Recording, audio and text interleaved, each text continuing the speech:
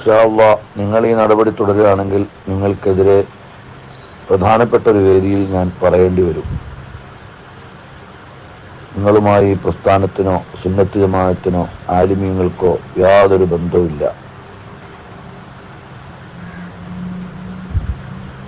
ഇദ്ദേഹത്തെ സമീപിക്കുന്ന A P ഉസ്താദിനെയും പ്രസ്ഥാനത്തെ അംഗീകരിക്കുന്ന മുഴുവൻ ആളുകളും സൂക്ഷിക്കണം എന്ന് പറയാൻ ഉദ്ദേശിക്കുകയാണ്.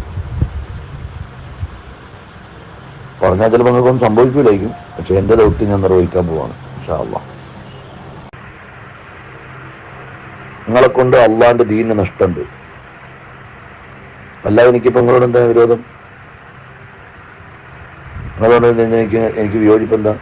നിങ്ങൾ ഞാനും തമ്മിൽ എന്താ പണക്കം? ഒരു പണക്കവും ഇല്ല. ഇയാളെ അറിയാം, ഇയാളെ മൂത്താപ്പായ എനിക്കറിയാം. ഇങ്ങനെ ഒരു പണി നിങ്ങളെ ഏൽപ്പിച്ചിട്ടില്ല.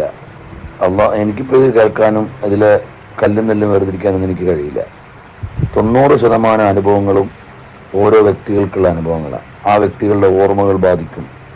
അവരുടെ മിക്കവാറും അവർ മാത്രമേ അതിന് സാക്ഷി ഉണ്ടാവുള്ളൂ. ഇങ്ങനെയൊക്കെ ഇതിനകത്ത് ഒരുപാട് നുക്സാനുകളുണ്ട്.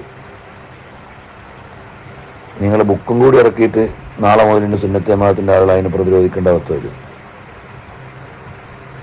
അതുകൊണ്ട് നിങ്ങളോട്ട് ഞാൻ കലാമില്ല. നിങ്ങൾ ഇഷ്ടം പോലെ ചെയ്തോളൂ.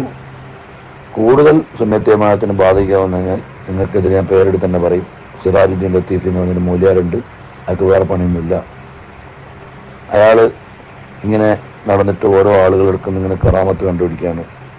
CM വലിയുള്ളായിക്ക് അള്ളാഹു കൊടുത്ത വലിയ സ്ഥാനവും പദവിയൊക്കെ ഉണ്ട്. അതിനിപ്പോൾ നിങ്ങളിങ്ങനെ നടന്നിട്ട് ഇങ്ങനെ ആക്കേണ്ട ഒരാവശ്യമില്ല. നമ്മൾ ഓരോ ബഹുമാനിക്കുകയും ഓരോ ഇൽമിനെയും ഓരോ ദറജകളെയൊക്കെ ആദരിച്ച് സ്നേഹിച്ച് സിയാറത്ത് ചെയ്യുന്നവരും നമ്മൾ ഉസ്താമാർ കാണിച്ചു തന്ന വഴി പോകുന്നവരുമാണ്. അതുകൊണ്ട് ഈ പണിയൊന്നും നിങ്ങളെ ആരും ഏൽപ്പിച്ചിട്ടില്ല. അതുകൊണ്ട് നിങ്ങളെ ഇഷ്ടം പോലെ ചെയ്തോളൂ. ഞാൻ എന്നെക്കൊണ്ട് അള്ളാഹുവിൻ്റെ അടുക്കൽ സാക്ഷി പറയാൻ പറ്റുന്ന രൂപത്തിൽ നിങ്ങൾ ഈ കാര്യത്തിൽ ഞാൻ കൈകാര്യം ചെയ്യും.